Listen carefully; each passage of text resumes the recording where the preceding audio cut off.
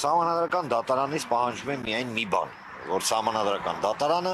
գործի համաձայն Հայաստանի Հանրապետության Սահմանադրությանը։ Միգուցե տարօրինակ բան եմ ասում, բայց ցավոք այն իրավիճակը, որը ձևավորվել է Հայաստանում, հստակ ցույց է տալիս, որ ակնկալիքը, պատկերացնում եք ինչ օրն ենք ասել, որ մենք ակնկալում ենք, որ Սահմանադրական դատարանը համաձայն Սահմանադրության որոշում ընդունի, այլ ոչ թե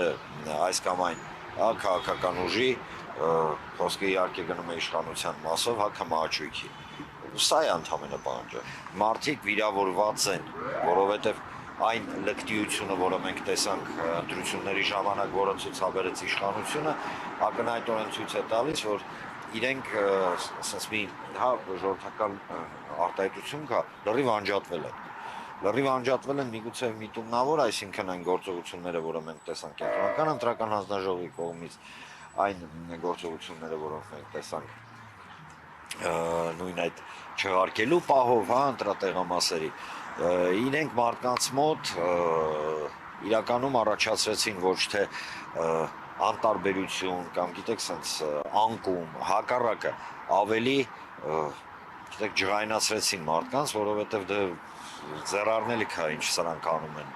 Յուրաքանչյուր դեպքում ասեմ, իշխանությունը պետք է շատ հստակ եւ պարզ ֆիքսի, որ այսօր ինքը